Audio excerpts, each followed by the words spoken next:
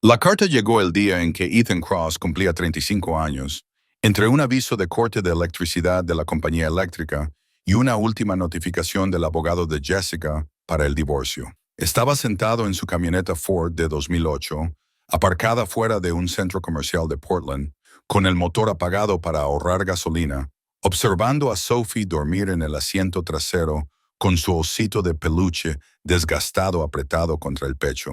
Habían pasado 3 meses desde el divorcio, 2 meses desde que Pacific Northwest Construction quebrara, 1 mes desde que habían empezado a vivir en la camioneta. El sobre de Baker and Associates, Clearwater, Montana, parecía grueso, oficial, imposible. Dentro había documentos sellados con el sello del condado, una escritura de propiedad y una carta explicando que Thomas y Rose Brennan, unos abuelos que Ethan apenas recordaba, habían fallecido y le habían dejado 400 acres llamados Thunder Ridge Ranch. Las palabras se le nublaron cuando le invadió el cansancio. Tenía 35 años, era carpintero sin contratos, padre con $847 y una hija que se merecía algo mejor que las duchas del gimnasio y los baños de la biblioteca. El rancho estaba situado en un estado que había abandonado hacía 20 años, arrancado del único hogar que había conocido por unos trabajadores sociales que le habían prometido que sus abuelos eran demasiado viejos, demasiado incapaces y demasiado peligrosos para criar a un niño de 8 años afligido. Él les había creído. Odiaba a Thomas y Rose Brandon por dejarlo ir sin luchar. Sophie se movió, parpadeando para despertarse. Su voz sonó débil. ¿Tenemos que volver a la biblioteca hoy? Puede que no tengamos que ir a ningún sitio durante un tiempo, cariño. Su rostro se iluminó con una esperanza que le hizo doler el pecho. La oficina de Baker ocupaba la planta baja de un edificio que olía a dinero antiguo y rencores aún más antiguos. El propio abogado, un traje de Brooks de unos 60 años, con gemelos que reflejaban la luz, miró a Ethan y Sophie con la expresión de un hombre que examina algo desafortunado que su perro ha arrastrado hasta allí. La chaqueta Carhartt de Ethan tenía manchas de serrín y aceite. El vestido de Sophie era de Goodwill, 2 tallas más grande y sujetado con alfileres de seguridad en el dobladillo. Baker les indicó unas sillas de cuero en las que claramente se sentían indignos de sentarse. El papeleo llevó 20 minutos. Firmas, iniciales, fechas. El bolígrafo de Baker rayaba las páginas con un sonido definitivo. Luego se recostó, juntó los dedos y dio lo que claramente consideraba un consejo pragmático. Señor Cross, debo ser franco. El rancho Thunder Ridge ha estado prácticamente abandonado durante 15 años. Las estructuras están en mal estado. La tierra está cubierta de maleza. Sus abuelos, que en paz descansen, dejaron de realizar cualquier tipo de mantenimiento en sus últimos años. La propiedad requiere, según una estimación conservadora, $500,000 en trabajos de restauración. Usted es carpintero, un carpintero desempleado con un hijo a su cargo. Whitmore Development ha ofrecido $200,000 por toda la parcela. Dadas sus circunstancias, aceptar esa oferta sería lo más sensato. La mano de Sophie encontró la de él. Apretó con fuerza mientras Baker continuaba. Llevan más de una década intentando adquirir ese terreno. El senador Whitmore autorizó personalmente la oferta. Es generosa teniendo en cuenta el estado en que se encuentra. He visto los informes de inspección. Necesitarías maquinaria pesada solo para hacer habitable la casa. Los graneros están medio derruidos. Las vallas han desaparecido. Esto no es un proyecto de fin de semana, señor Cross. Es un pozo sin fondo que no te puedes permitir. Algo en el tono del hombre, el desdén, la suposición de incompetencia, despertó en Ethan una ira que no había sentido en meses. Había pasado 20 años construyendo cosas con sus manos, armando casas, levantando muros, creando refugios donde no los había. Este abogado no sabía nada de él, salvo su saldo bancario y su dirección actual, y sin embargo hablaba como si esos datos definieran la suma de sus capacidades. Primero necesito ver la propiedad. Su voz sonaba firme, lo que le sorprendió a él mismo. La expresión de Baker se agrió. Por supuesto, pero cuando se dé cuenta del alcance de lo que tiene ante sí, mi oficina facilitará la venta a Whitmore Development. La oferta expira en 30 días. Le aconsejo que no pierda el tiempo con falsas esperanzas. Afuera, Sophie le tiró de la manga. ¿Por qué era tan malo ese hombre? Algunas personas piensan que el dinero las hace mejores que los demás, cariño. Se equivocan. El segundo sobre estaba metido dentro del primero, más pequeño, escrito a mano con una letra cursiva temblorosa que debió de costarle un enorme esfuerzo a Rose Brennan al final. Ethan lo abrió sentado en la camioneta, mientras Sophie coloreaba un libro de actividades donado, y las palabras reescribieron todo lo que él había creído sobre su infancia. La carta explicaba, con la letra débil de su abuela, que nunca lo habían abandonado, que las órdenes judiciales y las amenazas los habían silenciado, que Thomas había descubierto algo terrible en el rancho y que personas poderosas habían utilizado los servicios sociales como arma para separar a su familia. El viaje duró 9 horas a través de montañas y desiertos, cruzando fronteras estatales y usos horarios, siguiendo una ruta GPS hacia el territorio, con los recuerdos de Ethan reducidos a fragmentos. Cuando giraron por el camino de tierra marcado como Thunder Ridge Ranch, propiedad privada, la puesta de sol pintaba el cielo de Montana con tonos ámbar y óxido. El rancho se materializó como una promesa rota. Las estructuras que una vez habían significado seguridad se reducían a huesos desgastados contra un pastizal infinito. La casa principal se hundía bajo un techo en mal estado. La pintura blanca se desprendía y formaba largos rizos que dejaban al descubierto la madera grisácea. Las ventanas estaban vacías o tapiadas. El porche que rodeaba la casa se inclinaba peligrosamente, con columnas agrietadas y barandillas sueltas. La pintura roja del granero se había desgastado hasta dejar la madera al descubierto. Su esquina noroeste se había derrumbado hacia adentro, donde el techo había cedido. Las dependencias se encontraban en diversos estados de abandono. Un cobertizo para herramientas sin techo, un gallinero inclinado 30 grados respecto a la vertical, un garaje con puertas oxidadas y congeladas que colgaban abiertas sobre el vacío. La salvia y la hierba silvestre lo habían invadido todo con un manto verde que, de alguna manera, empeoraba la decadencia, la naturaleza, indiferente al fracaso humano. Sophie se pegó a la ventana, con los ojos muy abiertos. «Esto es nuestro». La pregunta sonó más dura de lo que ella pretendía. «Sí, cariño, este es nuestro hogar».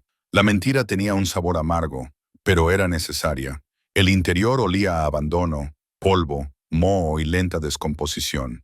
Los muebles yacían bajo sábanas amarillentas. Sobre la repisa de la chimenea, las fotografías familiares observaban a través del cristal polvoriento. Thomas y Rose, jóvenes y fuertes, un retrato de boda de otra época.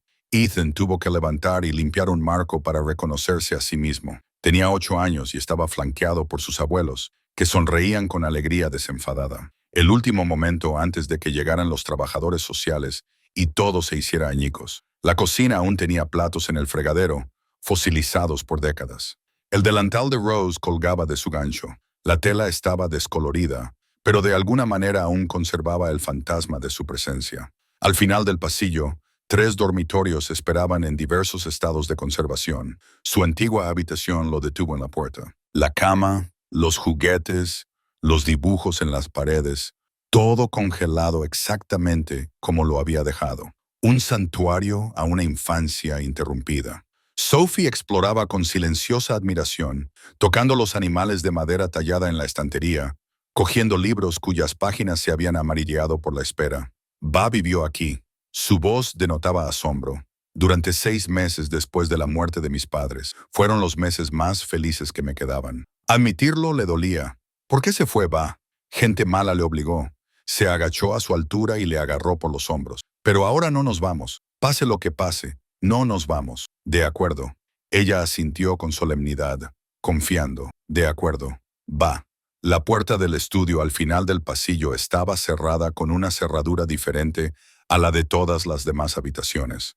La llave de la oficina de Baker giraba con suavidad en la puerta principal, en los dormitorios, en los armarios, pero no en esta cerradura. Ethan lo intentó de todos modos, sabiendo que era inútil, recordando la carta de Rose sobre los escondites y las búsquedas del tesoro. A su abuelo le encantaban los acertijos.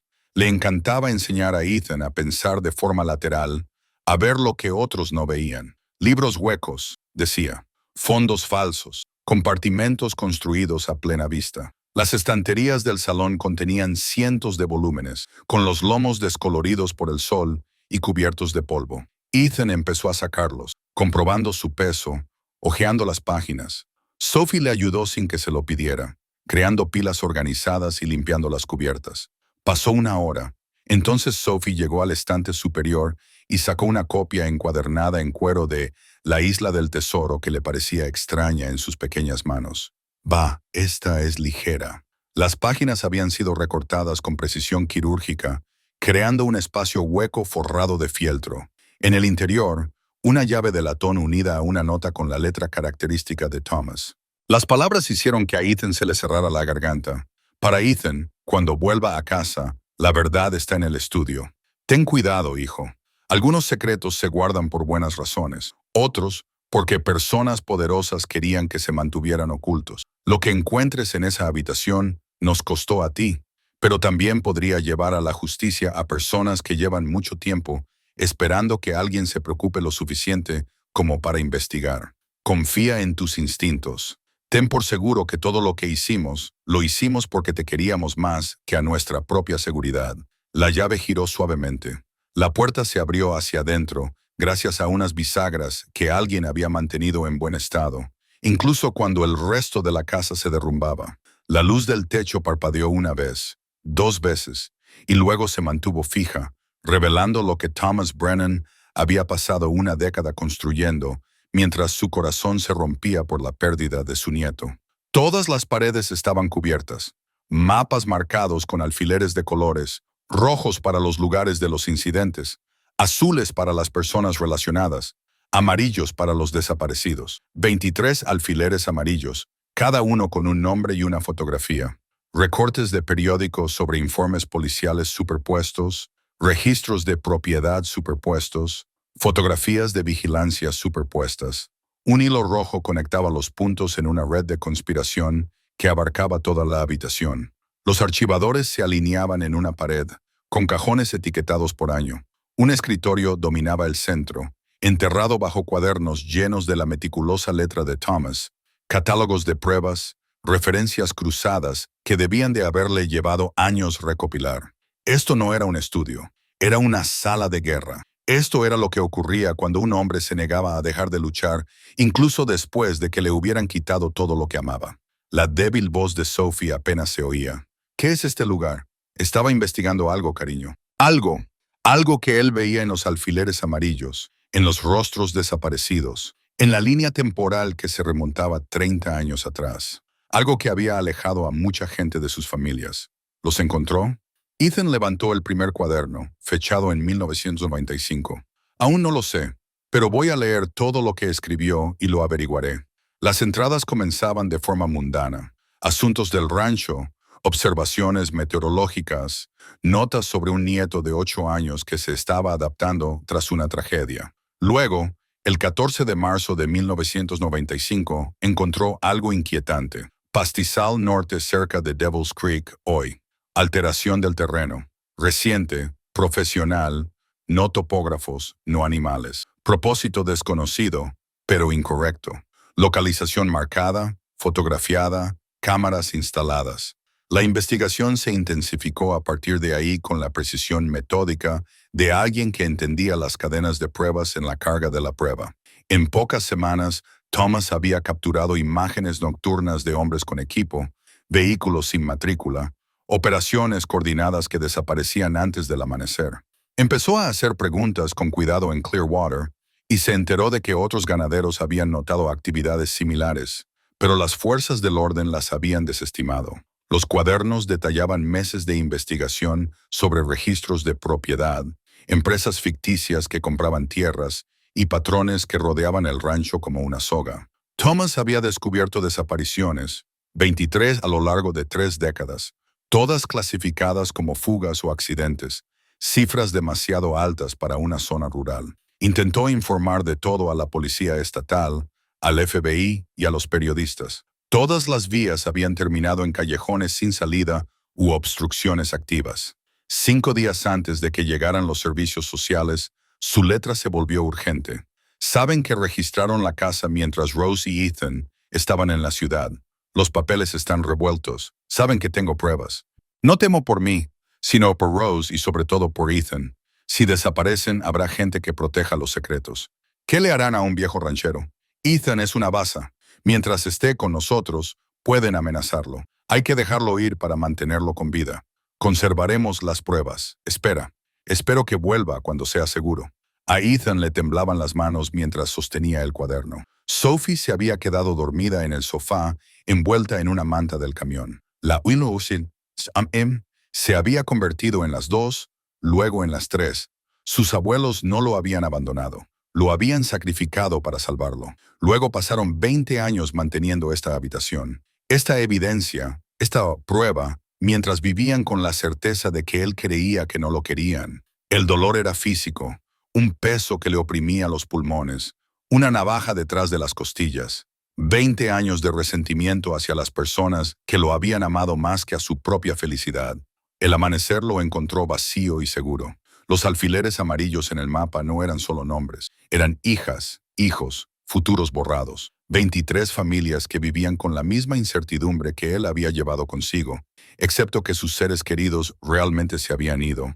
No solo estaban separados. Thomas había construido un caso lo suficientemente sólido como para procesarlo. Había documentado patrones, conservado pruebas, cotejado décadas de delitos. Le faltaban 5 días para presentar todo a las autoridades cuando lo silenciaron utilizando el sistema en su contra. 20 años después, su nieto tenía las mismas pruebas y se enfrentaba a la misma pregunta: ¿mantener la seguridad o terminar la lucha? Sophie se despertó con hambre. El viaje a Clearwater reveló una ciudad que observaba a los extraños con recelo.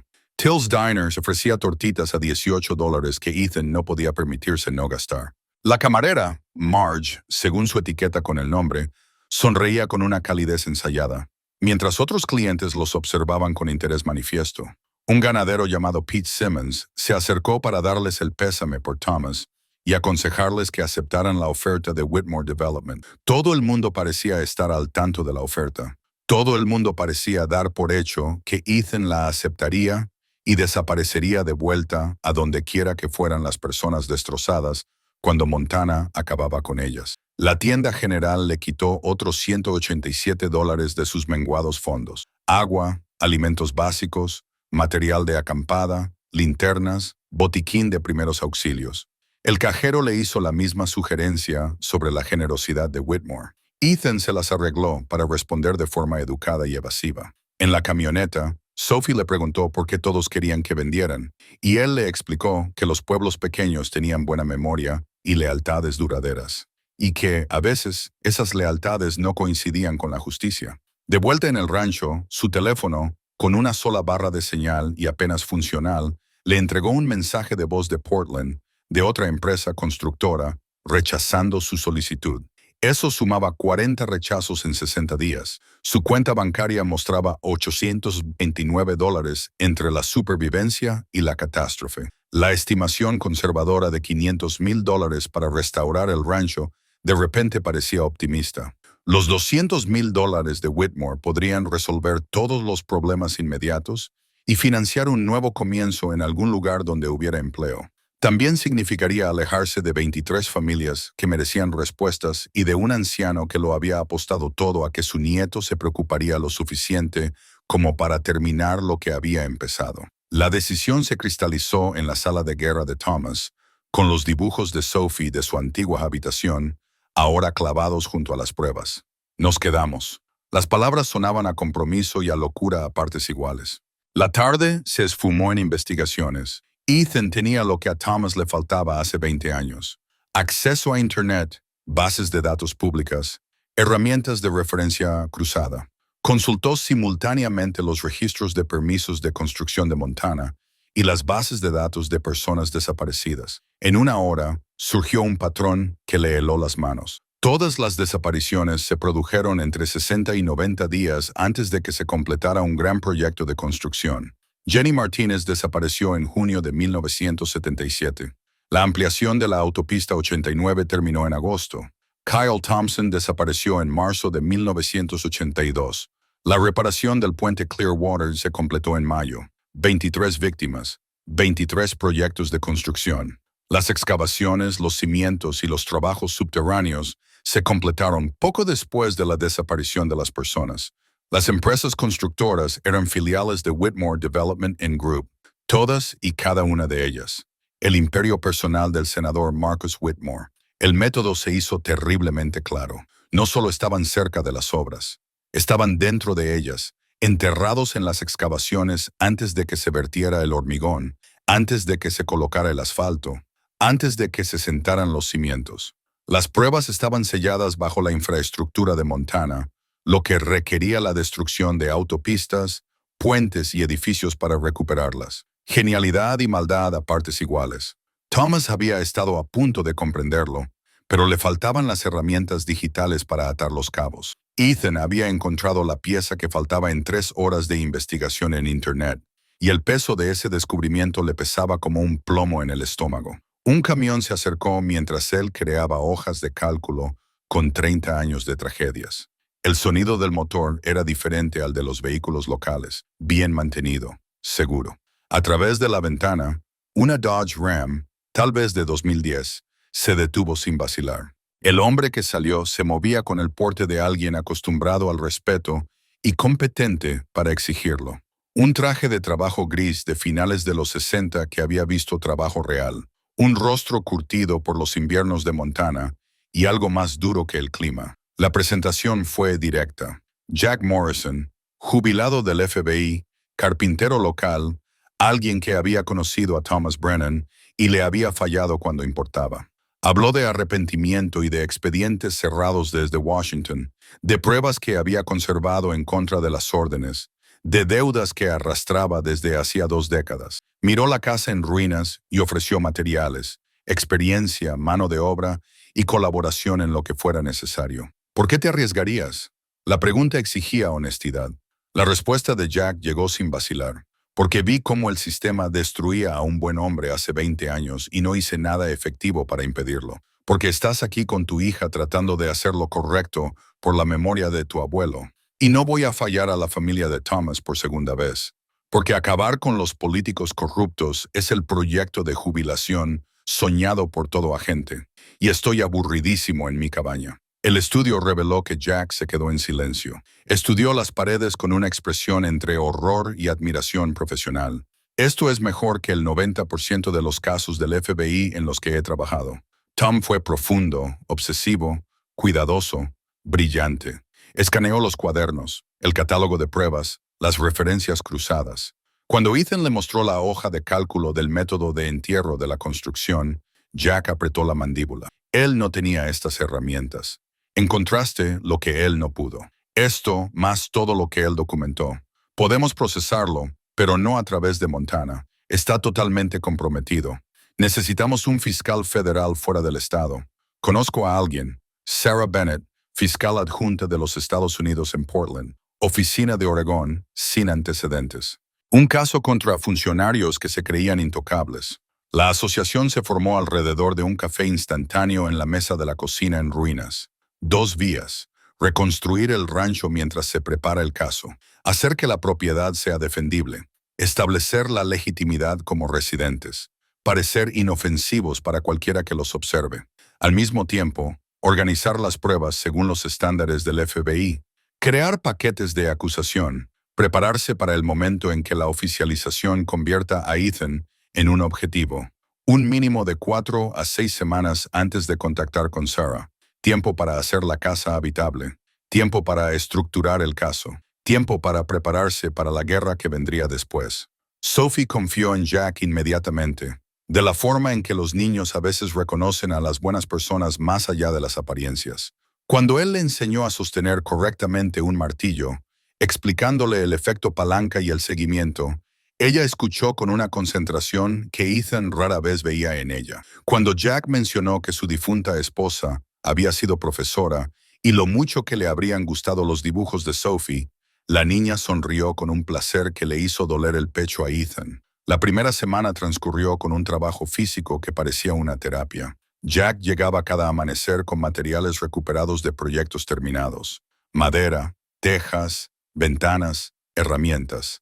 Empezaron por el techo, quitando las secciones dañadas y sustituyéndolas panel a panel. El trabajo era duro, caluroso, interminable. Las habilidades de carpintería de Ethan se tradujeron bastante bien, aunque la experiencia de Jack se notaba en cada movimiento eficiente. Sophie ayudaba en el suelo, buscando herramientas, organizando materiales, aprendiendo medidas a través de la aplicación práctica. Las tardes se dedicaban al trabajo con las pruebas, digitalizando cuadernos, escaneando documentos, creando bases de datos, cotejando décadas de información con software moderno. Jack aportó su experiencia en el FBI, organizando todo lo necesario para el juicio: cronologías, listas de testigos, cadenas de pruebas, marcos legales.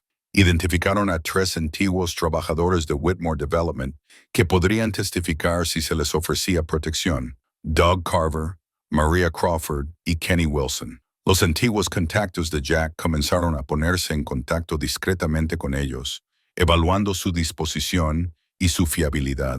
El rancho se transformó poco a poco.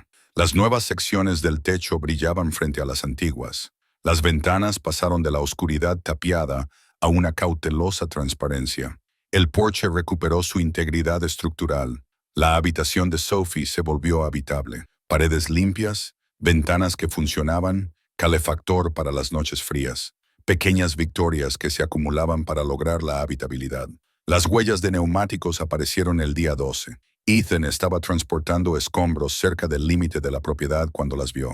Huellas frescas en tierra blanda, donde los vehículos no tenían ninguna razón legítima para estar. El patrón sugería que alguien había conducido desde la antigua carretera de acceso que conectaba con los terrenos de la empresa Shell, había rodeado la casa a distancia y luego había regresado. Lo suficientemente recientes como para que el tiempo no hubiera borrado las marcas. Lo suficientemente profesionales como para mantenerse fuera del alcance de las cámaras, si es que habían pensado en instalarlas. Jack estudió las huellas con una expresión que Ethan había aprendido a interpretar como preocupación disfrazada de análisis. Lo esperaba. Cuando reclamas la herencia, se dan cuenta. Ahora están evaluando si eres una amenaza o solo otro carpintero arruinado que intenta salvar una herencia. Tenemos que instalar seguridad antes de que decidan que eres lo primero. El sistema de cámaras se instaló esa misma tarde. 6 unidades cubrían los accesos. Se activaban con el movimiento y estaban conectadas de forma inalámbrica a una estación de control con un ordenador portátil que Jack configuró en el estudio. Los sensores perimetrales cubrían los huecos. Había alarmas en puntos clave. El rancho se convirtió en una fortaleza en espera, manteniendo la apariencia de un proyecto de renovación. Seguían trabajando en reparaciones exteriores visibles durante el día. Mantenían la ficción de que Ethan solo estaba arreglando su herencia, no investigando una conspiración. El visitante llegó el día 15 sin previo aviso. Un SUV, caro, limpio, inadecuado para una zona rural, se detuvo a media mañana mientras Jack estaba en Clearwater comprando suministros y Sophie practicaba multiplicaciones en la mesa de la cocina. El hombre que salió vestía ropa informal de negocios que gritaba dinero e influencia. De unos 50 años, seguro de sí mismo, con paso firme y una sonrisa que nunca llegaba a sus ojos. Daniel Reeves, según se presentó, en representación del senador Whitmore y del Whitmore Development Group. Había oído que Ethan se estaba instalando y quería reiterar que la oferta de compra seguía en pie. $200,000 por una propiedad que necesitaba $500,000 en reformas. Se marchó sin esperar respuesta. El todoterreno levantó una nube de polvo que quedó suspendida en el aire como un signo de interrogación. Sophie se acercó. ¿Por qué ese hombre ha dicho cosas malas sobre nuestra casa? Porque algunas personas quieren cosas que no son suyas, cariño. Y no les gusta que les digan que no.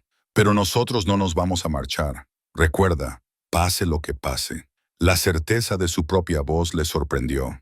Hace 20 años, gente poderosa le había quitado todo a Thomas Brennan. Habían utilizado el sistema como arma, silenciado la investigación y hecho creer a un niño pequeño que sus abuelos no le querían. Habían enterrado a 23 personas bajo las infraestructuras de Montana y lo habían llamado desarrollo económico. Se creían intocables porque el dinero y la influencia siempre habían significado inmunidad. Pero Thomas había construido un caso. Ethan había encontrado las piezas que faltaban. Jack aportó recursos federales y contactos en la fiscalía. Sophie le dio una razón más allá de la justicia, un futuro por el que luchar. Y en algún lugar de Portland, una fiscal adjunta llamada Sarah Bennett estaba a punto de recibir el caso de corrupción más completo que había visto nunca. La puesta de sol pintaba el rancho Thunder Ridge con una luz ámbar. Las nuevas secciones del techo contrastaban con las antiguas.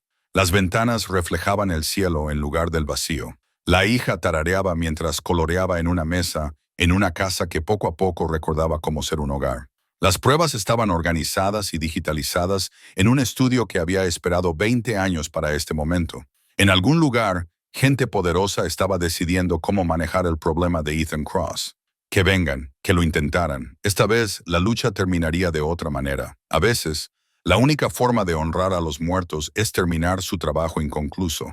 Thomas Brennan había comprendido que había construido algo importante, sabiendo que tal vez nunca vería que se hiciera justicia. Preservaría la verdad en una habitación cerrada con amor y esperanza, y la desesperada creencia de que algún día, de alguna manera, su nieto se preocuparía lo suficiente como para completar lo que él había comenzado. Ethan estaba ahora en esa habitación, con Sophie a salvo en la casa que Thomas había mantenido en espera, las pruebas listas para ser reveladas y la certeza asentada en sus huesos. Les llevó 20 años. No tendrán 20 más. La camioneta de Jack regresó al atardecer con suministros de plomería y la noticia de que 3 posibles testigos habían aceptado mantener conversaciones preliminares. El ordenador portátil del estudio mostraba actividad en los sensores de movimiento.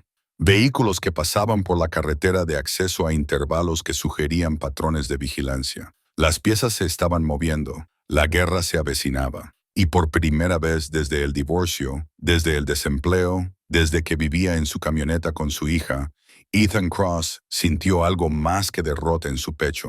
Un propósito, un legado.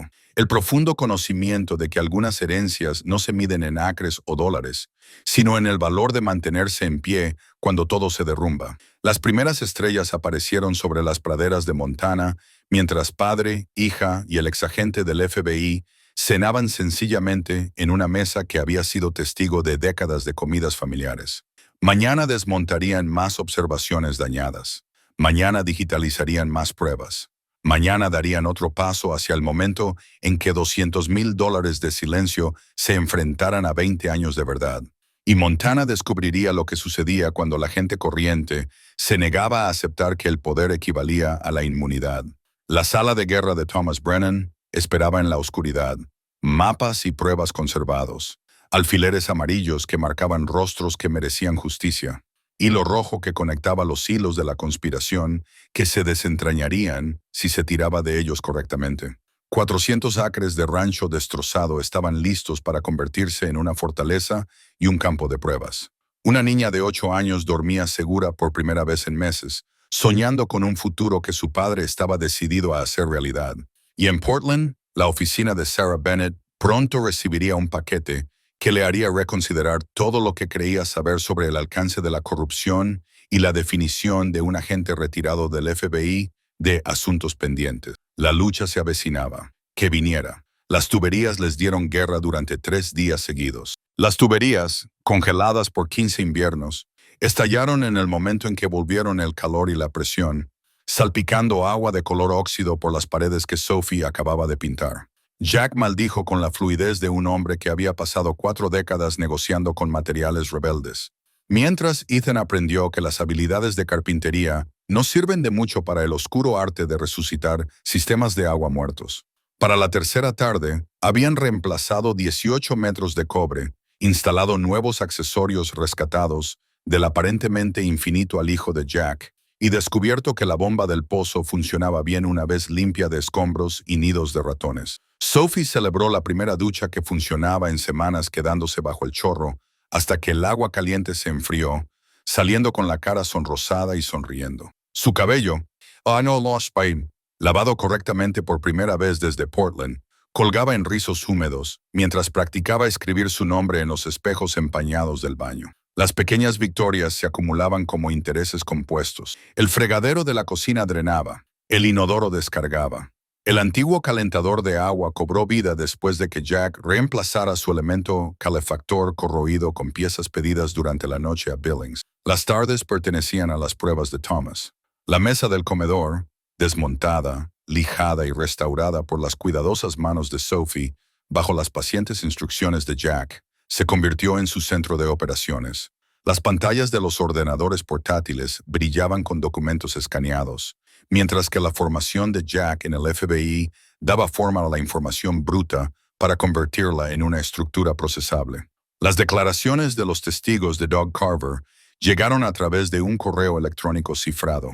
Su voz grabada describía cómo los equipos de desarrollo de Whitmore habían excavado más profundamente de lo que especificaban los planos. Cómo los contenedores sellados desaparecían en las excavaciones antes de que llegaran los camiones de hormigón. A continuación llegó el testimonio de Maria Crawford, que detallaba la noche en que el propio senador Whitmore visitó una obra y salió de una caravana privada con aspecto conmocionado, y cómo le habían ofrecido $100,000 para que olvidara lo que no había visto. Kenny Wilson resultó más difícil de localizar. Los contactos de Jack informaron de que el capataz jubilado había guardado silencio tras mostrarse inicialmente dispuesto a colaborar. Los vecinos mencionaron que había SUV negros aparcados fuera de su apartamento de Billings durante 3 noches consecutivas. El mensaje era bastante claro: coopera o afronta las consecuencias. Jack tomó notas sobre los requisitos de custodia protectora en los protocolos federales de protección de testigos, creando archivos que daban por hecho que Sarah Bennett daría luz verde a un juicio completo.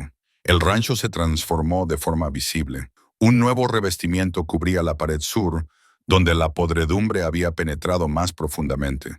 El porche ganó barandillas que no se tambaleaban bajo el peso. Las ventanas de toda la casa pasaron de estar tapiadas a tener cristales, dejando que la luz del sol de Montana inundara las habitaciones que habían existido en un crepúsculo perpetuo. Sophie reclamó su antigua habitación como territorio digno de defender, cubriendo las paredes con dibujos que mostraban la casa en diferentes estados de reparación, desde rota hasta arreglada, representada con un optimismo crayonístico que emocionaba a los hombres adultos. Jack trabajaba con la eficiencia de alguien que había reconstruido más que casas en sus 70 años. Sus manos se movían con la certeza de la práctica, midiendo 2 veces, cortando una vez, enseñando a Ethan atajos que ahorraban horas. Pero la enseñanza iba más allá de la carpintería. Le enseñó a Sophie a leer niveles y escuadras, cómo la veta de la madera indicaba su resistencia o debilidad, cómo los edificios hablaban si aprendía su lenguaje. Verlos trabajar juntos, al veterano del FBI y a una niña de 8 años, le recordó a Ethan que la herencia venía en formas más allá de las escrituras de propiedad y el material genético. La vigilancia se intensificó el día 22. Los sensores de movimiento registran los vehículos en la carretera de acceso a intervalos predecibles. Amanecer, mediodía, atardecer, patrones profesionales. Alguien que sigue sus rutinas, catalogando cuándo trabajan fuera frente a cuándo trabajan dentro, anotando las llegadas y salidas de la camioneta de Jack. Las cámaras que Jack instaló captaban formas lejanas, demasiado lejos para identificarlas, pero lo suficientemente cerca como para confirmar la creciente certeza de Ethan de que personas poderosas estaban decidiendo cómo manejar el problema del nieto de Thomas Brennan. La segunda declaración de Doug Carver llegó con un apéndice que endureció la expresión de Jack. El antiguo operador de maquinaria había recibido la visita de unos hombres que decían representar a una compañía de seguros y le habían hecho preguntas sobre antiguas lesiones, dando a entender que sus prestaciones por discapacidad podrían ser revisadas si cooperaba con las investigaciones federales. Maria Crawford informó de una presión similar. Menciones casuales sobre las próximas solicitudes de ingreso a la universidad de su hija, lo desafortunado que sería si ciertas verificaciones de antecedentes revelaran complicaciones. Las amenazas venían envueltas en una negación plausible, insinuaciones en voz baja de personas que sonreían mientras destruían vidas. Jack catalogó cada incidente con furia metódica. Esto es a lo que nos enfrentamos. Llevan 30 años haciendo esto, perfeccionando la intimidación hasta convertirla en una forma de arte. No necesitan recurrir a la violencia cuando pueden amenazar tu sustento, el futuro de tu familia, todo lo que has construido. Por eso Thomas no podía ganar solo. Por eso necesitamos protección federal para estos testigos antes de que el miedo los silencie. La llamada a Sarah Bennett se produjo el día 24. La voz de Jack se mantuvo firme a través de la línea encriptada mientras Ethan escuchaba por el altavoz. Sarah, Jack Morrison necesita hablar de un caso. Una gran conspiración con múltiples víctimas que implica asesinato, corrupción y un senador estadounidense en activo. Las pruebas son abundantes. Los testigos están dispuestos a declarar, pero necesitan protección, y tenemos que actuar rápido. Las elecciones son dentro de 8 meses, y si este hombre llega a gobernador, el enjuiciamiento será infinitamente más difícil. Su respuesta fue cautelosa, pero interesada. Jack, si se trata de la política de Montana, ¿por qué venir a Portland? Porque todos los que podrían investigar en Montana están comprometidos, intimidados o muertos. Necesitamos a alguien fuera del estado con recursos y autoridad para actuar independientemente de la presión local. Esa persona eres tú. La reunión se fijó para el sábado por la mañana en una cafetería de Hawthorne Avenue, dentro de 3 días. Ethan marcó la fecha con alivio y temor a partes iguales. Alivio porque por fin era posible actuar. Temor por convertirse en un objetivo oficial. Sophie encontró la segunda llave el día 26 por pura casualidad. Estaba explorando la parte intacta del granero, ahora limpia de escombros y reforzada con la ingeniería de Jack, cuando una tabla suelta reveló una caja metálica soldada a la estructura. Dentro, memorias USB etiquetadas por año, el sistema de respaldo de Thomas en caso de que las pruebas de la casa se vieran comprometidas. Las memorias contenían todo lo del estudio, además de material adicional, grabaciones de audio de conversaciones telefónicas con funcionarios poco cooperativos, videovigilancia de las actividades nocturnas en la propiedad del rancho, registros financieros que mostraban transacciones de empresas ficticias. Thomas había sido minucioso hasta el extremo, anticipando todas las pérdidas posibles, protegiendo la información como si fuera la propia Sophie. Jack copió las memorias inmediatamente, creando múltiples copias de seguridad distribuidas en cajas de seguridad en 3 estados. La redundancia parecía paranoica hasta que Ethan recordó cómo se habían interceptado los informes del FBI de Thomas, cómo se había advertido a los periodistas, cómo se habían cerrado todos los canales legítimos. La paranoia se convirtió en prudencia cuando el enemigo controlaba la infraestructura. La transformación dentro de la casa fue paralela a las reparaciones externas. La cocina pasó a ser funcional. Los electrodomésticos resucitaron o fueron reemplazados. Los armarios se restauraron y las encimeras se limpiaron hasta recuperar su belleza original. Los muebles de la sala de estar emergieron de debajo de las sábanas y décadas de polvo, revelando piezas que Rose claramente había amado. Una colcha hecha a mano, fotografías en marcos elaborados por las hábiles manos de Thomas, una mecedora que crujía con recuerdos de movimiento. Sophie adoptó la mecedora como lugar de lectura, acurrucándose con los libros de Laura Ingalls Wilder de la biblioteca del pueblo, representando la vida de los pioneros en un rancho que estaba siendo recuperado del abandono. Daniel Reeves regresó el día 28, su todoterreno llegó a media tarde, cuando Jack estaba limpiando a presión el porche y Sophie debía estar durmiendo la siesta, pero en realidad estaba construyendo un fuerte con los cojines del sofá. Esta vez, el hombre salió con un maletín, con una expresión que sugería negocios más que una evaluación de amenazas. Ethan lo recibió al pie de los escalones del porche, bloqueándole el paso, dejando claro que la conversación tendría lugar fuera. Reeves sonrió con una calidez ensayada. Señor Cross, me alegro de que siga aquí. Demuestra carácter, determinación. El senador admira eso, por lo que me ha autorizado a hacerle una oferta revisada. Abrió el maletín para mostrar unos papeles y lo que parecía un cheque bancario. $5 millones, sin preguntas, sin contingencias. Usted cede la propiedad. Nosotros nos encargamos de todos los gastos de transferencia. Y usted y su hija pueden empezar de nuevo donde quieran, con dinero suficiente para que ese nuevo comienzo valga la pena. La cifra le impactó como un golpe físico. 5 millones. Suficiente para no volver a preocuparse nunca más por el dinero. Los estudios universitarios de Sophie, seguridad durante décadas, todo lo que el divorcio y el desempleo le habían robado, devuelto con intereses que podrían comprar cualquier vida que desearan. Pero Ethan había pasado 28 días leyendo el dolor de su abuelo, organizando las pruebas de 23 personas asesinadas, viendo a su hija aprender a confiar en que el hogar significaba algo permanente. La cifra era elevada porque la desesperación que había detrás era aún mayor. No me interesa, dijo con voz monótona. Es definitivo. La sonrisa de Reeves no se alteró. Señor Cross, sea razonable. $5 millones. Vive en una casa medio renovada con $800 en su cuenta. Sí, lo hemos comprobado. Cría a una hija que se merece algo mejor que esto. El senador está siendo generoso porque respeta la memoria de su abuelo. Quiere terminar esto de forma amistosa. Pero esta oferta expira en 48 horas. Después de eso, las cosas se volverán menos amistosas. Sophie apareció en la puerta atraída por las voces. La atención de Reeves se centró en ella con un cálculo que hizo que Ethan apretara los puños. Piensa en su futuro. ¿En qué tipo de padre antepone su orgullo obstinado a la seguridad y protección de su hija?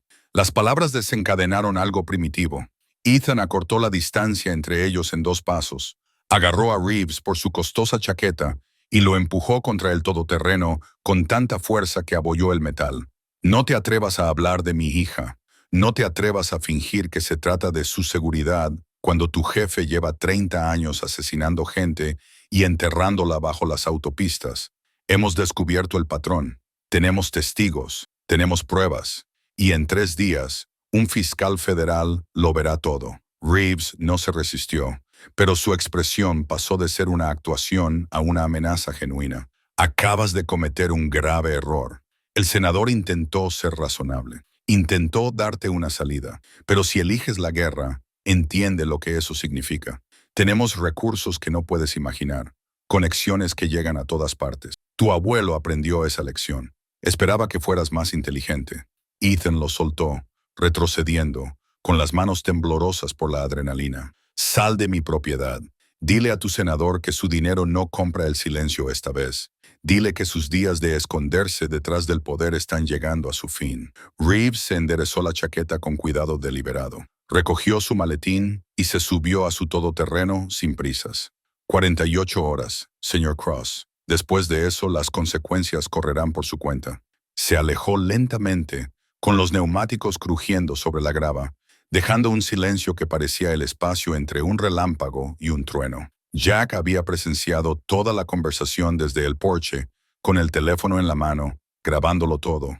Eso es agresión en video. Tú eres el agresor. Él puede usarlo. A Ethan todavía le temblaba la mano. Que lo intente. Sophie, cariño, ven aquí. Ella cruzó el porche y se echó en sus brazos, y él la abrazó con fuerza, sintiendo los pequeños latidos de su corazón contra su pecho. El jefe les ha asustado, ¿verdad? A veces, plantar cara a los matones da miedo. Sí, pero es necesario, ¿lo entiendes? Ella asintió con la cabeza contra su hombro. Como en tus películas de vaqueros. Los buenos no huyen de los malos. Exactamente así, cariño. Exactamente así.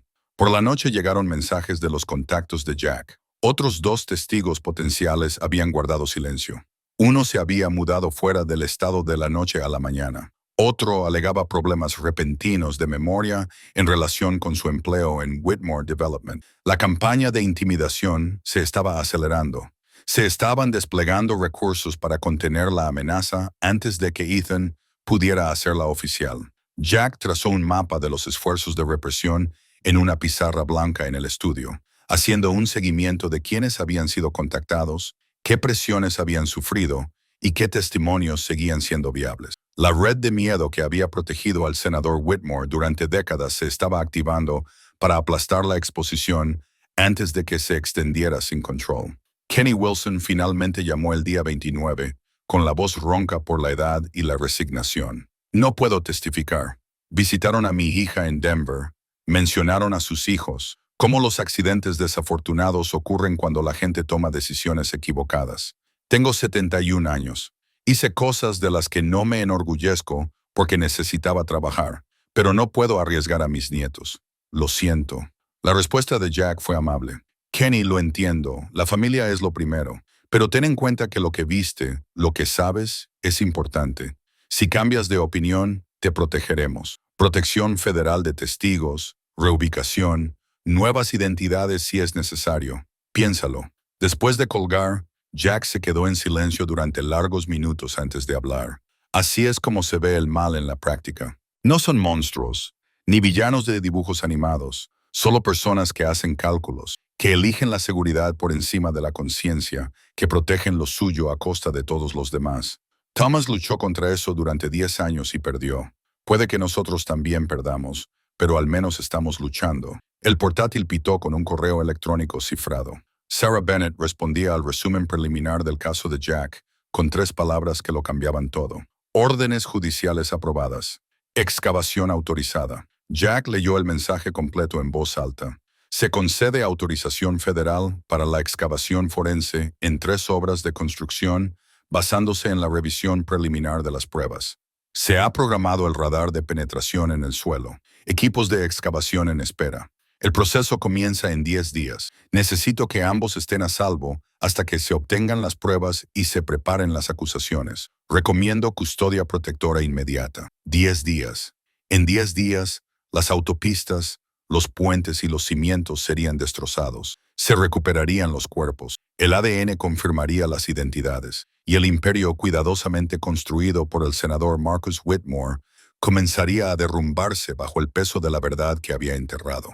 El teléfono de Ethan vibró. Número desconocido.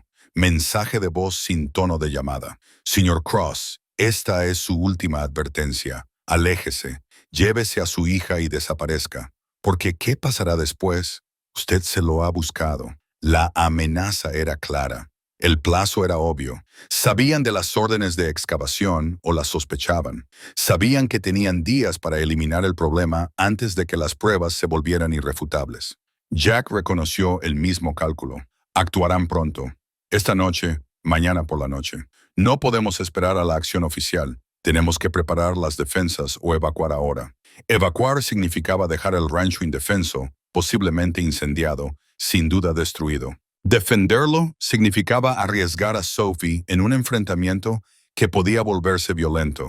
La elección era imposible hasta que la propia Sophie la simplificó. Su voz llegaba desde su dormitorio, donde se suponía que debía estar durmiendo. «Va, ¿nos vamos? ¿Qué has oído, cariño?» «Ya basta». Su pequeña silueta apareció en la puerta del estudio, recortada por un resplandor nocturno. «Este es nuestro hogar. Nos querían aquí. No quiero huir». Jack empezó a objetar, pero Ethan levantó una mano. «Si nos defendemos, ¿cómo lo haremos?» El entrenamiento militar de Jack se reflejó en su evaluación. Asegurar la casa, establecer posiciones de repliegue, armarnos, vigilar los accesos, llamar a la policía al primer contacto. Las probabilidades no son muy buenas, pero les saldrá tan caro que se lo pensarán 2 veces. Ethan miró a su hija, a la casa que habían reconstruido con sudor y determinación, a las 23 chinchetas amarillas que marcaban los rostros que merecían justicia. Nos defendemos, pero Sophie evacúa a la primera señal de problemas. No es negociable. Jack asintió. Haré los preparativos. Pasó la noche. Vigilancia intensa. La experiencia táctica de Jack transformó el rancho en una posición defendible. Se ampliaron los sensores de movimiento. Se recolocaron las cámaras para obtener la máxima cobertura. Se limpiaron y cargaron las armas de fuego. Se hizo un inventario de las municiones. Se trazaron y ensayaron las rutas de escape. Le enseñó a Ethan a sostener el rifle correctamente, la imagen de la mira, apretar el gatillo, tratar cada disparo como si fuera el que importara. La lección parecía surrealista. Hace 3 semanas Ethan vivía en su camioneta, solicitando trabajos en la construcción, tratando de alimentar a su hija. Ahora estaba aprendiendo puntería de combate para defender un hogar contra personas dispuestas a cometer asesinatos para proteger sus secretos. Sophie pasó el día ayudando a Jack a organizar los suministros de emergencia, mochilas con comida, agua, primeros auxilios, dinero en efectivo, copias de documentos importantes. Abordó los preparativos con la seriedad de una niña de 8 años, lo que sugería que entendía más de lo que le habían dicho. Cuando Jack le explicó el túnel que Thomas había construido debajo del granero, un antiguo refugio contra tormentas ampliado para servir de ruta de escape, ella insistió en practicar la evacuación 2 veces hasta que pudo recorrerlo sin ayuda. El ataque se produjo 40 horas después del ultimátum de Reeves, en plena noche de Montana, cuando la oscuridad era absoluta y el sonido se propagaba por kilómetros. Los sensores de movimiento se activaron a las 11:37 p.m. Múltiples contactos. Aproximación coordinada desde 3 direcciones. Las pantallas de los ordenadores portátiles mostraban señales térmicas que convergían en la casa. 6 figuras en formación táctica que delataban entrenamiento militar y serias intenciones. La voz de Jack sonaba urgente y controlada. Despierta a Sophie. Coge las mochilas de emergencia. Dirígete al túnel. Yo los retendré aquí. Por ahora. Ethan ya se estaba moviendo, sacando a Sophie de su sueño y envolviéndola en la manta que ella había estado agarrando. Vamos, cariño. Recuerda el procedimiento. Vamos al granero, tal y como hemos practicado. Ella le rodeó el cuello con los brazos. Su voz sonaba confusa por haber interrumpido sus sueños. Han venido los hombres malos. Sí, cariño, pero estamos preparados. Estás a salvo. Te lo prometo. La puerta trasera se abrió a la noche de Montana. Las estrellas brillaban en lo alto. La temperatura bajaba hasta alcanzar el punto de congelación. El aire era tan puro que quemaba los pulmones. Ethan corrió por el terreno abierto hacia el granero. Sophie era un peso sólido contra su pecho. La mochila pesaba en su espalda. Detrás de ellos, cristales rotos. Las ventanas delanteras se rompieron al comenzar la entrada. El rifle de Jack disparó una vez, 2 veces.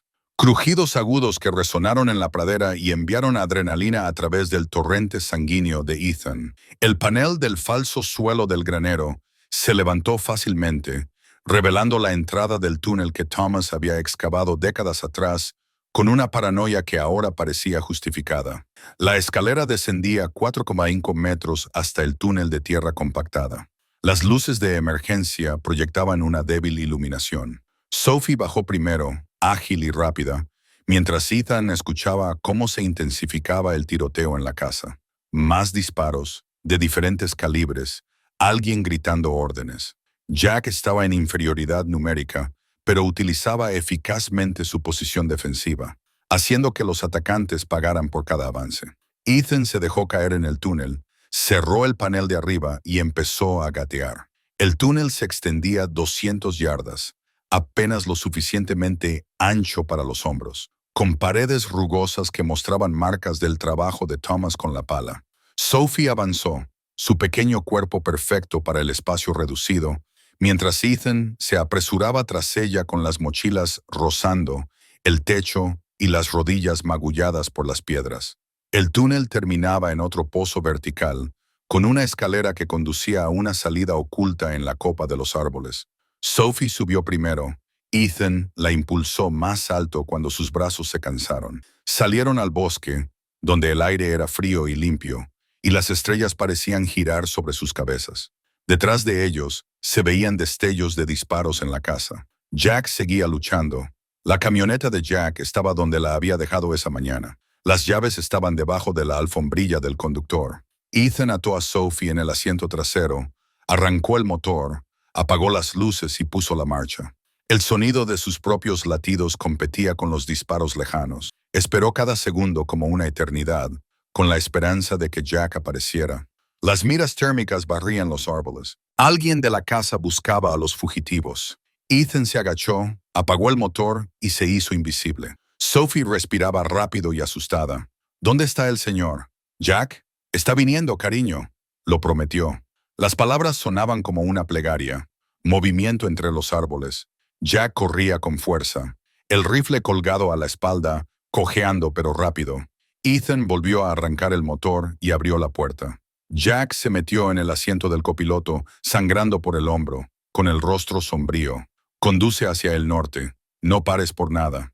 La camioneta se lanzó hacia adelante. Los neumáticos se agarraron al suelo del bosque, rebotando sobre un terreno que amenazaba con destrozarlos. Se oyeron disparos detrás de ellos. Destellos de bocachas en la oscuridad. Las balas atravesaron la puerta trasera, pero no alcanzaron a los ocupantes. Ethan conducía por instinto, sin luces, utilizando la luz de las estrellas y el recuerdo del terreno que Jack le había hecho memorizar. La camioneta se estrelló contra la maleza, salpicó un arroyo poco profundo y salió a la carretera de acceso a 65 kilómetros. La voz de Sophie se oyó débilmente desde el asiento trasero. ¿Por qué nos disparan? La pregunta merecía una respuesta sincera. Porque descubrimos las cosas malas que hicieron y tienen miedo de que lo contemos.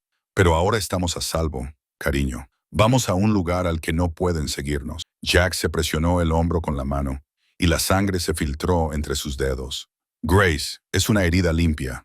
Estoy bien. Sigue conduciendo. Los faros se encendieron una vez que llegaron a la autopista.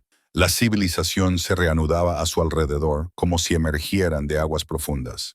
Ethan aceleró la camioneta a 130 km/h, mirando por los espejos en busca de una persecución que nunca se materializó.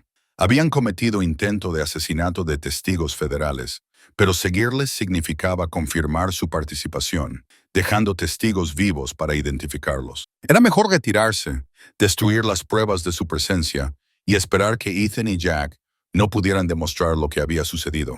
El viaje a Portland duró 9 horas, atravesando la oscuridad de las montañas y el amanecer del desierto, con una parada para repostar y comprar suministros de primeros auxilios en una estación de servicio abierta las 24 horas. Jack se limpió la herida en un baño que olía a gasóleo y desesperación, y salió con el hombro vendado y el color volviendo a su rostro. Sophie durmió en el asiento trasero envuelta en mantas de emergencia, agotada más allá del miedo, confiando en que su padre cumpliría sus promesas de seguridad. Llegaron a Portland cuando comenzaba la hora punta de la mañana. El ruido y el tráfico de la ciudad les resultaban extraños después de semanas de aislamiento en Montana. Jack los dirigió a un apartamento seguro propiedad de un antiguo colega, un espacio vacío que servía de refugio para los agentes que necesitaban desaparecer. La dirección no existía en los registros públicos. El conserje del edificio había sido agente del FBI antes de jubilarse. Las ventanas eran a prueba de balas. La puerta estaba reforzada. Las líneas telefónicas estaban encriptadas. Sophie se despertó desorientada, confundida por los sonidos urbanos después del silencio del campo. ¿Dónde estamos? En un lugar seguro, cariño. Ethan la llevó dentro, encontró un dormitorio y la acostó en la cama a pesar de la hora de la mañana. Descansa. Cuando te despiertes, desayunaremos y te lo explicaré todo. Ella se quedó dormida antes de que él terminara la frase. El agotamiento se apoderó de ella por completo. Jack preparó café en la estéril cocina del apartamento, con las manos ligeramente temblorosas por la pérdida de sangre y el bajón de adrenalina. Llamé a Sarah desde la camioneta mientras tú vigilabas la carretera. Se reunirá con nosotros esta tarde. Los alguaciles federales están asegurando el rancho, lo que queda de él, y recogiendo pruebas. Encontraron casquillos, sangre, signos de entrada forzada. Combinado con nuestro testimonio y las imágenes de seguridad, eso es intento de asesinato. Los testigos federales se suman a los cargos. ¿Y la casa? La pregunta salió en voz baja, sabiendo ya la respuesta. El silencio de Jack fue respuesta suficiente. Entonces, algunas cosas se pueden reconstruir, Ethan. Algunas cosas importan más que las estructuras.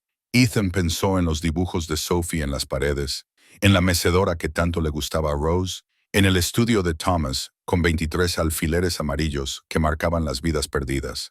El rancho había sido su hogar durante 4 semanas. Había estado esperando durante 20 años, y ahora era la escena de un crimen. Prueba de conspiraciones, desesperación, prueba de que la verdad amenazaba a personas dispuestas a quemarlo todo antes que rendir cuentas. La reunión con Sarah Bennett tuvo lugar a las 3 de la tarde en una sala de conferencias del edificio federal. Ventanas con vistas al río Willamette. La seguridad era tan estricta que tuvieron que pasar por 3 controles con detectores de metales. Sarah coincidía con la descripción de Jack. De unos 40 y tantos años, mirada penetrante, con el cansancio como insignia de casos que nunca le dejaban dormir. Escuchó su relato sin interrumpir, tomando notas y haciendo ocasionalmente preguntas aclaratorias que revelaban una mente fiscal que ensamblaba la narrativa en una estructura de pruebas. Cuando terminaron, deslizó una carpeta por la mesa. La excavación comenzó esta mañana en la autopista 89. El radar de penetración en el suelo confirmó anomalías compatibles con restos humanos. Los equipos de excavación encontraron 3 cadáveres en las primeras 4 horas, todos con signos de traumatismos, todos enterrados en el relleno de la excavación antes de que se vertiera el asfalto. Los forenses están procesando el ADN, pero el trabajo preliminar sugiere que se trata de Jenny Martínez, Kyle Thompson y Sarah Winters, 3 de los 23 que identificó tu abuelo. Las palabras impactaron a Ethan con una fuerza inesperada. Thomas tenía razón. Todas las suposiciones, todas las conexiones, todas las terribles conclusiones que había sacado de los patrones en la investigación y la determinación. Tenía razón. La validación llegó con décadas de retraso, pero llegó. Sarah continuó. Con los cadáveres recuperados y tu testimonio, tenemos motivos para proceder a detenciones inmediatas. El senador Whitmore, el sheriff Tucker, el juez Crawford, Daniel Reeves y otras 15 personas nombradas en tus pruebas. Los marshals federales están preparando redadas coordinadas en Montana, Idaho y Wyoming. La ejecución está prevista para mañana al amanecer.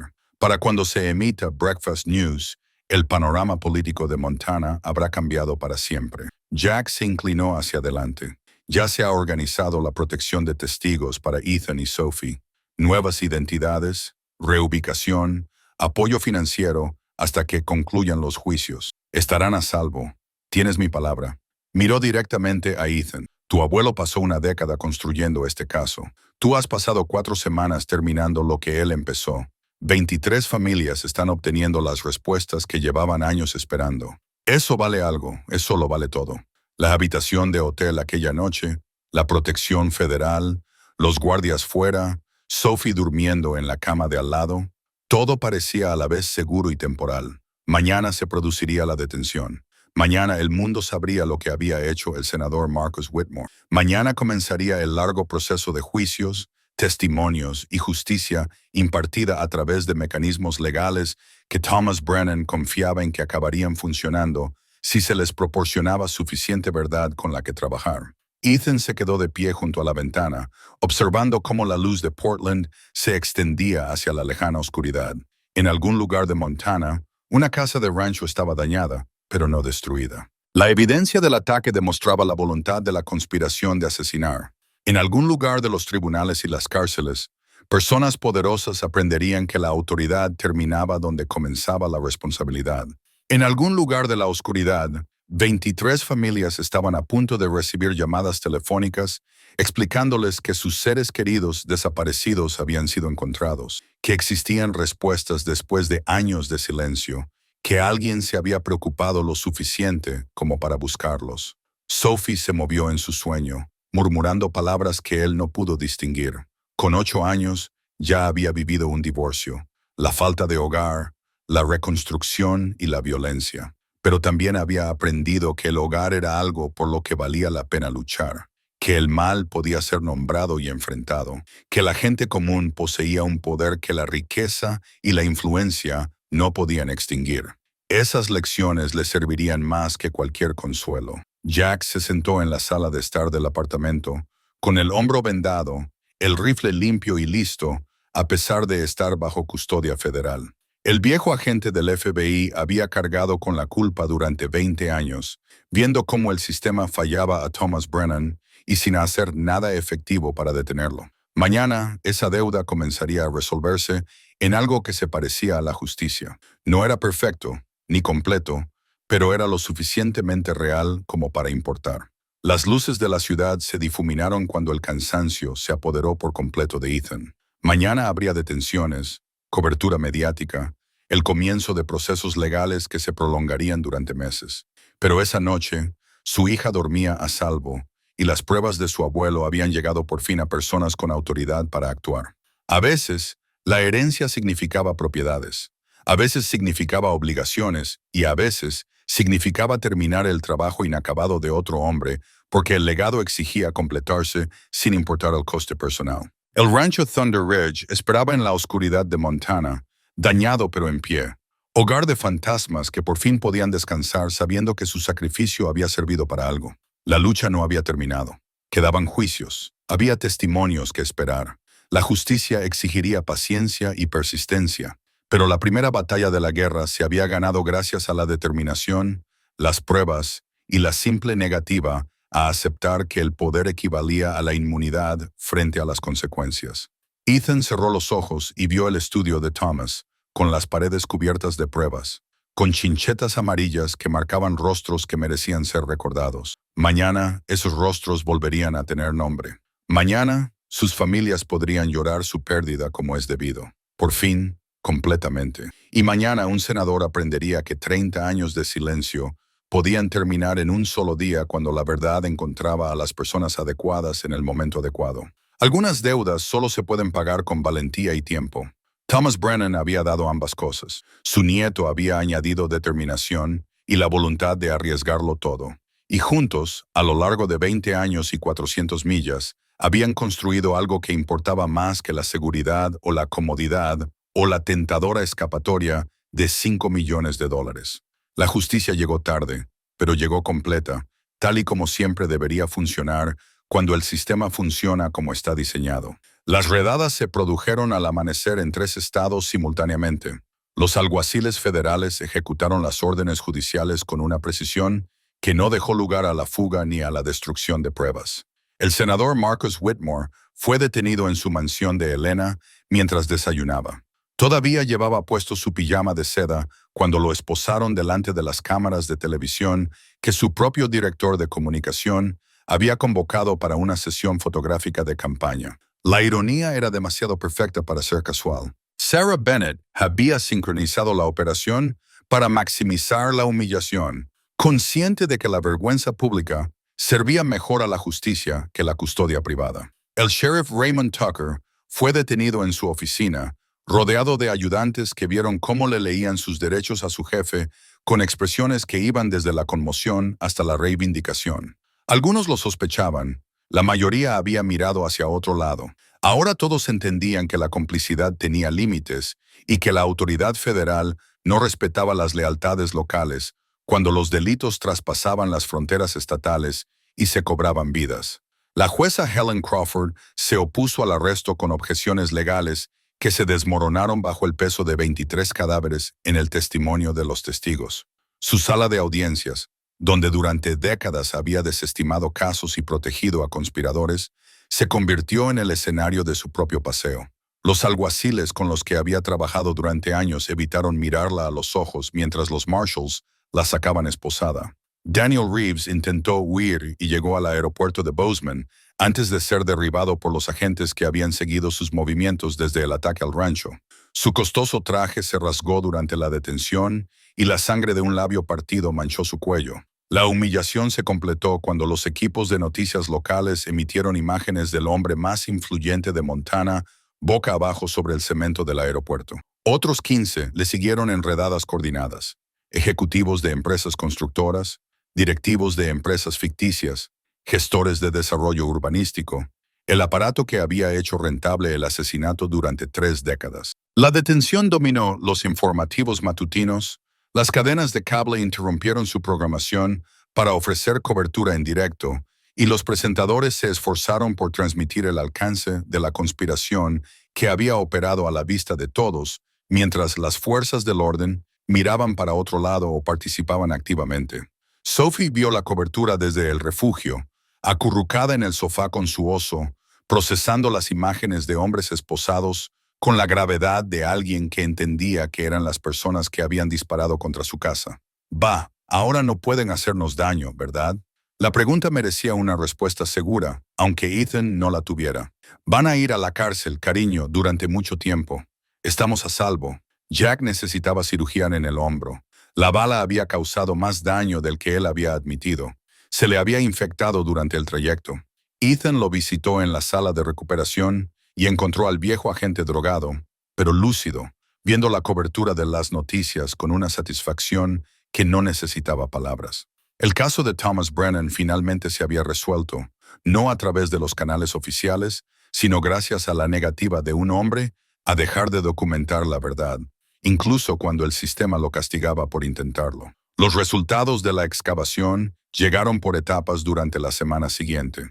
La autopista 81 arrojó 5 cadáveres en lugar de 3. La construcción había apilado a las víctimas durante varios años. El emplazamiento del puente Clearwater reveló 4 martillos neumáticos más que expusieron los restos que los forenses extrajeron y fotografiaron cuidadosamente. Los cimientos de un centro comercial revelaron 3 víctimas que llevaban desaparecidas desde la década de 1990.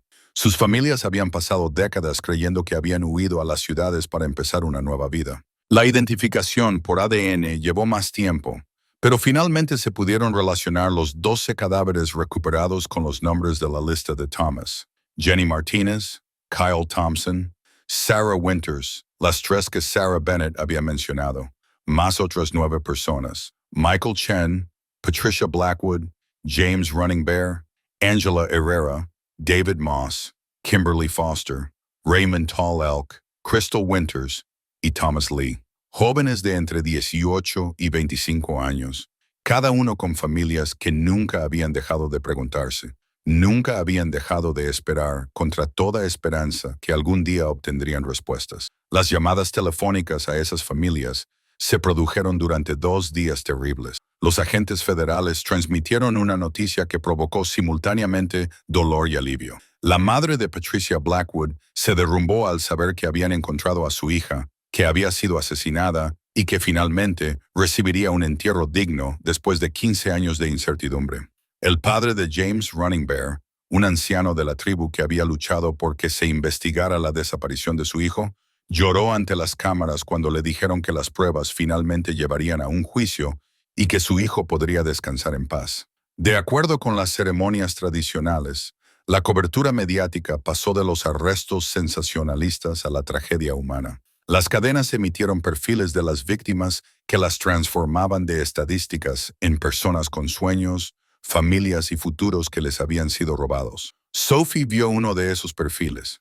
Angela Herrera, de 19 años, aspirante a veterinaria que desapareció cuando volvía a casa desde su trabajo en una clínica veterinaria de Billings, y le hizo preguntas que Ethan no supo responder.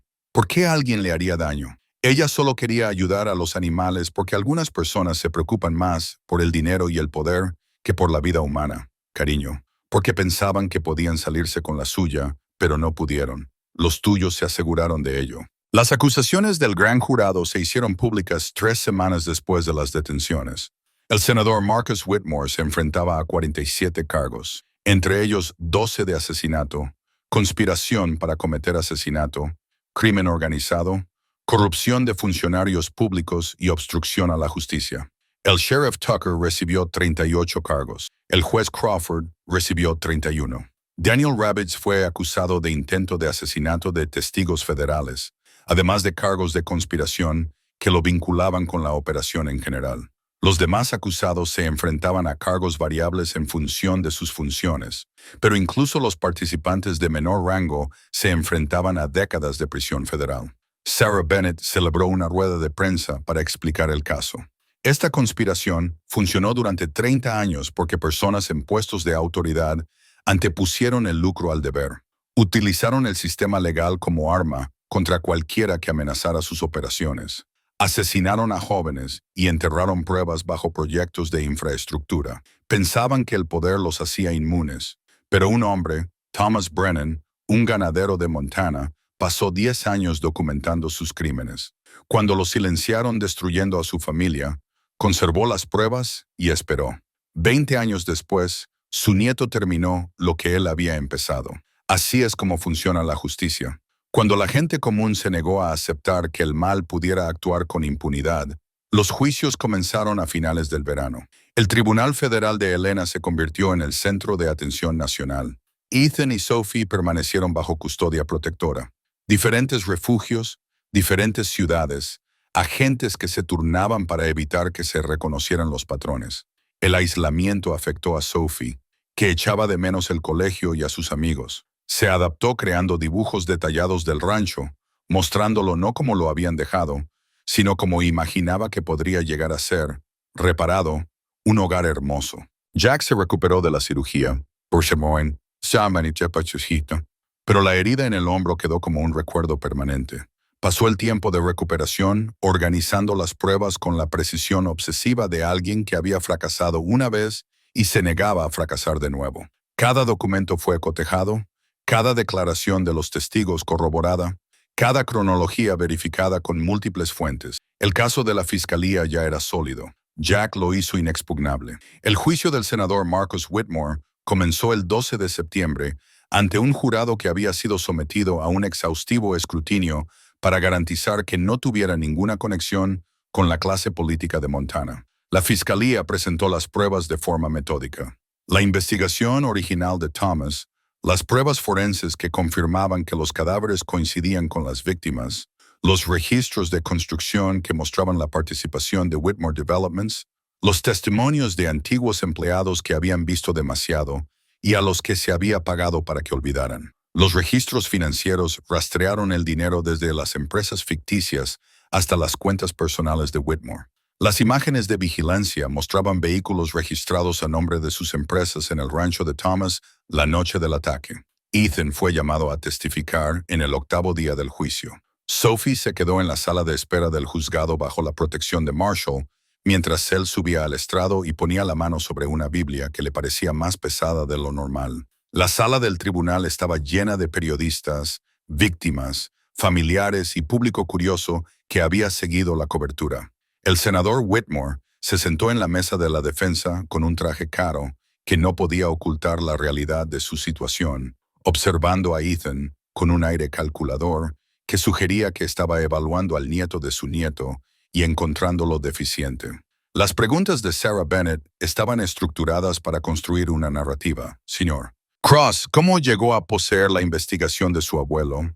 La respuesta requería explicar la herencia, el estudio de las cerraduras, los cuadernos que documentaban una década de cuidadosa observación. Ethan mantuvo la voz firme, centrándose en los hechos más que en las emociones, dejando que las pruebas hablaran a través de su testimonio. Cuando Sarah le preguntó por sus propios descubrimientos, el método de enterramiento de la construcción, las bases de datos de referencias cruzadas a las que Thomas no podía acceder, explicó al jurado el análisis paso a paso, mostrando cómo las herramientas digitales habían completado el trabajo que su abuelo había comenzado con papel y determinación. El interrogatorio del abogado defensor intentó presentar a Ethan como un hombre poco fiable, desesperado y arruinado, cuya situación financiera lo hacía susceptible de fabricar pruebas para llamar la atención o vengarse.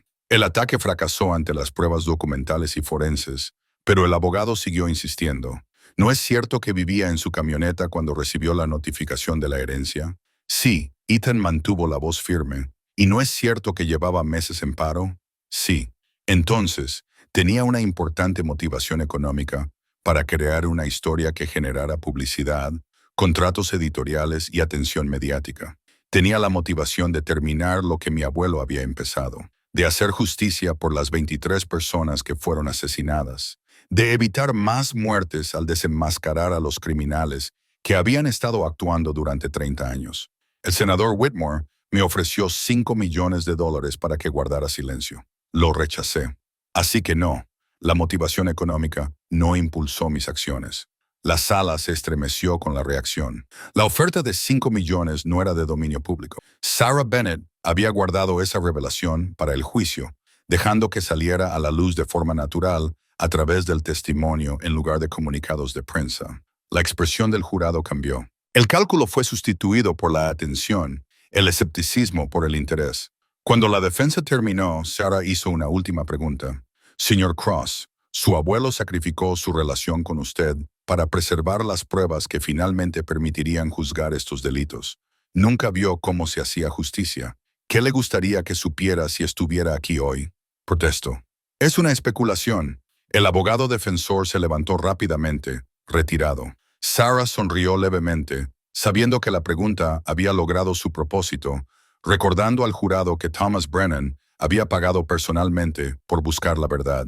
Ethan abandonó el estrado tras 2 horas de testimonio y encontró a Sophie coloreando en la sala de espera. Dejó que su abrazo disipara la tensión de enfrentarse al destructor de su familia. Los alguaciles los acompañaron hacia la salida, atravesando los pasillos del juzgado que olían a mármol y a consecuencias. Entonces Ethan lo vio. El senador Marcus Whitmore estaba a unos 15 metros, flanqueado por abogados y alguaciles, esperando el ascensor. Sus miradas se cruzaron a través del suelo pulido y la luz del sol filtrada. Los abogados del senador intentaron alejarlo, pero Whitmore se zafó de ellos, dio un paso adelante y acortó la distancia hasta que solo 3 metros los separaban. El pasillo se quedó en silencio. Los alguaciles se tensaron, con las manos moviéndose hacia las armas, sin saber muy bien qué protocolo seguir. Sophie se apretó contra el costado de Ethan. La voz de Whitmore sonó baja, controlada, venenosa. ¿Crees que esto es una victoria? Destruir mi carrera, mi legado, todo lo que he construido. No eres nadie, Cross, un carpintero resentido. Tu abuelo era un viejo entrometido que no sabía dejar las cosas como estaban. Y tú estás siguiendo el mismo camino. 23 personas. ¿Sabes lo que eran? Pérdidas aceptables, daños colaterales en curso. Montana necesitaba desarrollo, crecimiento. Yo lo conseguí. ¿Qué consiguieron ellos? Nada. No eran nada. Las palabras flotaban como veneno en el aire estéril. Ethan sintió la pequeña mano de Sophie apretarle con más fuerza. Sintió todas las miradas del pasillo fijas en él. Sintió la tentación de recurrir a la violencia y reconoció que eso era lo que Whitmore quería. Una reacción, un error, cualquier cosa que lo humanizara y demonizara a su acusador. En cambio, la respuesta de Ethan fue tranquila, segura, definitiva. Tiene razón en una cosa, senador. No soy nadie, solo un carpintero, solo un hombre arruinado y desesperado que intenta hacer lo correcto por su hija y honrar la memoria de su abuelo. Y ese don nadie sin poder, sin dinero, sin conexiones, aún así logró exponerlo, aún así reunió pruebas suficientes para condenarlo. Aún así derribó todo su imperio. Lo tenía todo, riqueza, posición, autoridad, y perdió ante alguien que no tenía más que determinación y verdad.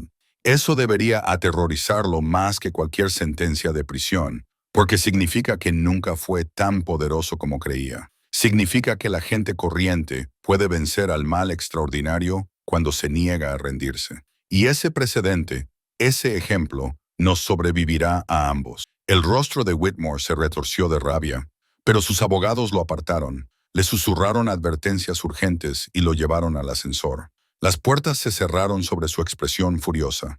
El pasillo exhaló colectivamente. Sophie miró a Ethan. Va dijo exactamente lo que habría dicho. La observación tuvo un gran impacto. Ethan lo sintió físicamente. Quizás lo había hecho. Quizás el valor de Thomas vivía en algo más que en las pruebas y los cuadernos. Quizás vivía en la voluntad de plantar cara al poder y negarse a retroceder. Los juicios satélite, Daniel Reeves, los ejecutivos de la construcción, los directivos de Shell Company, produjeron resultados similares en los meses siguientes. Los fiscales federales ofrecieron acuerdos a los participantes de menor rango a cambio de su testimonio contra los líderes. 4 aceptaron, proporcionando pruebas al Estado y detalles sobre las operaciones que llenaron los vacíos en la investigación de Thomas. 19 lo rechazaron y fueron a juicio, donde los jurados los condenaron basándose en pruebas que se habían conservado durante 2 décadas a la espera de este momento. Los veredictos se dictaron tras 3 semanas de testimonios. El jurado deliberó durante menos de 6 horas antes de llegar a una decisión unánime. El secretario del tribunal leyó los cargos uno por uno, culpable tras culpable, en un ritmo que sonaba como golpes de tambor o latidos del corazón o el inexorable chirrido de la justicia que por fin funcionaba. Culpables de asesinato en primer grado, 12 cargos, culpables de conspiración, culpables de extorsión, culpables de corrupción, culpables de los 47 cargos. El senador Marcus Whitmore no mostró ninguna reacción. Su rostro permaneció impasible, en una expresión que podía ser de conmoción, de desafío o de la terrible constatación de que la protección de Pay tenía límites. El sheriff Tucker lloró abiertamente. La jueza Crawford se quedó rígida, negándose a reconocer la realidad del veredicto, incluso cuando éste la destruía. La audiencia de sentencia tuvo lugar una mañana de enero, cuando el viento de Montana aullaba fuera del juzgado y la nieve caía en copos que imposibilitaban la visibilidad. En el interior, el calor y la luz se ocupaban de asignar las consecuencias. El juez Morrison, nombrado federalmente desde Wyoming y sin conexiones con Montana, presidió con la gravedad adecuada a los delitos que habían destruido familias en varios estados. Las declaraciones de impacto de las víctimas comenzaron a las 9 m y continuaron durante horas. La madre de Patricia Blackwood habló de los 15 años que pasó preguntándose dónde estaba su hija, imaginando escenarios que iban desde el tráfico de personas hasta la desaparición voluntaria, sin sospechar nunca que se trataba de un asesinato. Porque ¿quién asesina a una estudiante de enfermería de 20 años que vuelve a casa después de su turno? La incertidumbre había sido una tortura en sí misma. Relaciones destruidas por un dolor que no podía resolverse. Días festivos marcados por una ausencia que se hacía más pesada con cada año que pasaba. Su voz se quebró al describir la llamada de los agentes federales. El alivio y la devastación simultáneos de saber por fin la ira por 20 años de esperanza, desperdiciados, cuando su hija había muerto a las pocas horas de desaparecer. El padre de James Running Bear pronunció su declaración en inglés y luego la repitió en su lengua tribal. Palabras que fluían con cadencia y que no necesitaban traducción para transmitir la pérdida, el dolor y, finalmente, el reconocimiento. La comunidad tribal había sospechado de la participación de las fuerzas del orden en la desaparición de su hijo, pero carecía de pruebas o recursos para investigar. La indiferencia federal hacia las víctimas indígenas había sido su propia conspiración, convirtiéndolas en blancos fáciles para los delincuentes que entendían que algunas vidas importaban menos al sistema diseñado para proteger a todos por igual. Habló de ceremonias culturales denegadas, de un espíritu que no podía descansar en paz, de una curación retrasada por décadas de desestimación oficial. La hermana de Ángela Herrera leyó una declaración en nombre de su madre, fallecida 3 años antes sin saber nunca el destino de su hija. Nuestra madre pasó sus últimos años creyendo que Ángela nos había abandonado, que había elegido una vida en otro lugar en lugar de la familia. Ese dolor, creer que su hija la había rechazado, la mató tan seguro como lo hizo el cáncer. El senador Whitmore no solo asesinó a mi hermana, asesinó la paz de mi madre, sus últimos años, su recuerdo de una hija que la quería, pero que nunca volvió a casa. Hay víctimas más allá de las que están enterradas bajo el cemento, familias destruidas por la incertidumbre, comunidades destrozadas por preguntas sin respuesta. Robó más que vidas, robó el cierre, la curación, la capacidad de llorar adecuadamente. El hermano de Michael Chen habló entre lágrimas sobre un estudiante de ingeniería de 22 años que desapareció durante las vacaciones de primavera, cuyos padres habían gastado los ahorros de su jubilación en investigadores privados y recompensas, y que murieron creyendo que su hijo estaba vivo en algún lugar, inaccesible, pero respirando. El padre de David Moss describió a un hijo con sueños de ser profesor que murió a los 19 años y cuya habitación permaneció sin cambios durante 18 años porque tal vez, de alguna manera, volvería a cruzar esa puerta. La hermana gemela de Kimberly Foster explicó lo que significaba perder la mitad de uno mismo, pasar cada cumpleaños y cada festividad con un dolor fantasma por una ausencia que hasta ahora no tenía nombre. 12 familias hablaron, hicieron público su dolor, le dieron voz, reconocieron una ausencia que los sistemas oficiales habían negado durante décadas. Cuando terminaron, el juez Morrison preguntó si los acusados deseaban dirigirse al tribunal antes de dictar sentencia. La mayoría se negó. El senador Whitmore se puso de pie, ignorando los susurros urgentes de su abogado, y pronunció unas palabras que no revelaban nada parecido al arrepentimiento. Mantengo mi inocencia. Este proceso tiene motivaciones políticas. Las pruebas son falsas y mi condena será revocada en apelación. La historia me dará la razón. Montana necesitaba progreso y yo se lo proporcioné. Todo lo que hice fue por el bien común. La expresión del juez no cambió. Señor Whitmore, el jurado ha hablado. 12 ciudadanos escucharon las pruebas, evaluaron los testimonios y le declararon culpable más allá de toda duda razonable. Su creencia en su propia inocencia es irrelevante para la realidad de sus delitos. Su afirmación de haber servido al bien común suena hueca cuando se compara con los 12 jóvenes asesinados y las familias que destruyó.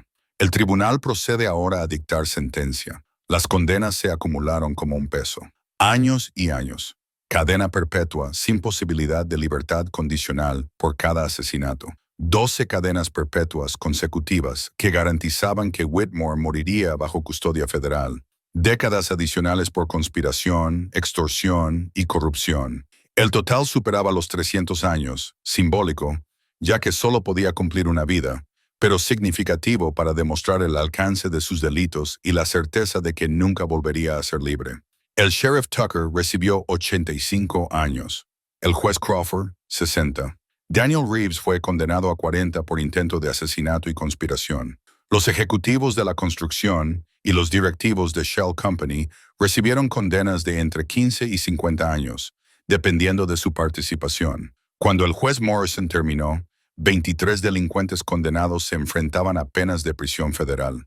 La conspiración se había desmoronado. Décadas de delitos impunes finalmente tenían sus consecuencias. Sophie vio la sentencia por circuito cerrado de televisión desde una sala segura. Los alguaciles federales habían decidido que una niña de 8 años no debía sentarse en la sala del tribunal para escuchar descripciones detalladas de asesinatos. Cuando terminó, miró a Ethan con una expresión que parecía demasiado madura para su rostro. «Hemos ganado, ¿va?» La pregunta requería matices. «Hemos conseguido justicia. Eso es diferente a ganar. Esas familias siguen habiendo perdido a sus seres queridos. Seguimos habiendo perdido 20 años con Onemba, pero los malos ya no pueden hacer daño a nadie más. Así que sí, cariño, hemos ganado lo que se podía ganar». El regreso al rancho Thunder Ridge tuvo lugar en marzo, cuando el invierno de Montana cedía paso a la primavera y la tierra recordaba cómo ser verde. Los investigadores federales habían liberado la propiedad después de documentar todo, recopilar pruebas y procesar la escena del crimen que había creado el ataque. La casa tenía cicatrices, agujeros de bala tapados pero visibles, ventanas reemplazadas, manchas de sangre en el porche limpiadas pero inquietantes. El estudio permanecía intacto. Las pruebas de Thomas habían sido retiradas para los juicios, pero el espacio en sí se conservaba como testimonio de la determinación de un hombre. Jack los recibió en el límite de la propiedad, con el hombro curado, pero rígido, y el rostro mostrando alivio al verlos regresar. Había pasado el invierno asegurando las estructuras, contratando a contratistas para completar las reparaciones que el fuego y el abandono habían hecho necesarias. La casa era ahora habitable. El techo estaba en buen estado, las ventanas intactas, las tuberías funcionaban, la calefacción funcionaba, aún no era bonita, pero volvía a ser un hogar. Sophie recorrió las habitaciones que se habían vuelto familiares por la ausencia, comparando sus dibujos con la realidad y encontrando las cosas tal y como las recordaba. Su dormitorio había sido repintado, de color amarillo pálido en lugar del blanco institucional, con muebles nuevos que Jack había construido él mismo, un escritorio para hacer los deberes, estanterías para los libros, espacio para que una niña de 8 años imaginara un futuro más allá de los tribunales, los refugios y los hombres armados. La transformación se produjo gradualmente durante los meses siguientes. Ethan aceptó trabajos de construcción en Clearwater. Su reputación como nieto de Thomas Brennan le abrió puertas que la quiebra y el desempleo le habían cerrado. El trabajo era bueno. Construía casas, ampliaciones, renovaciones que requerían las habilidades que había perfeccionado durante 15 años. Sophie se matriculó en la escuela local, hizo amigos que conocían su historia, pero la trataban con normalidad, y se adaptó a la vida rural de Montana con la resiliencia que muestran los niños cuando los adultos les dan estabilidad y honestidad. El rancho evolucionó más allá de una simple residencia. Jack lo sugirió primero, una tarde en el estudio de Thomas. Esta habitación, este trabajo, no puede quedarse aquí sin más. Tom construyó algo importante que debe conservarse, compartirse y utilizarse para ayudar a otros. La idea se cristalizó tras meses de planificación. El Centro de Justicia Thomas y Rose Brennan abrió sus puertas 18 meses después de la sentencia definitiva, una organización sin ánimo de lucro dedicada a investigar casos sin resolver, apoyar a las familias de personas desaparecidas y formar a los ciudadanos para que reconozcan y denuncien actividades sospechosas. La casa principal se convirtió en oficinas para investigadores, gestores de casos, enlaces familiares y personal administrativo. El estudio de Thomas se conservó como exposición museística. Las paredes seguían cubiertas de pruebas que habían derribado a un senador y sacado a la luz 30 años de conspiración. El granero reparado y reforzado se transformó en un centro de formación donde Jack impartía talleres sobre recopilación de pruebas, procedimientos legales y cómo protegerse cuando personas poderosas querían silenciarte.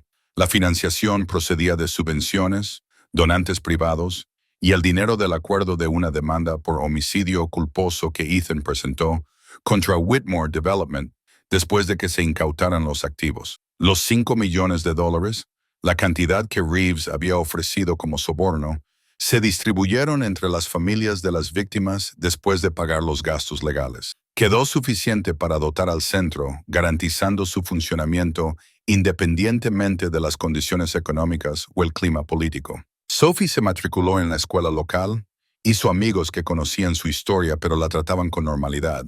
Se convirtió en la voluntaria más joven del centro, ayudando a las familias a navegar por los sistemas burocráticos, organizando pruebas y aprendiendo habilidades que les serían útiles independientemente de sus decisiones futuras.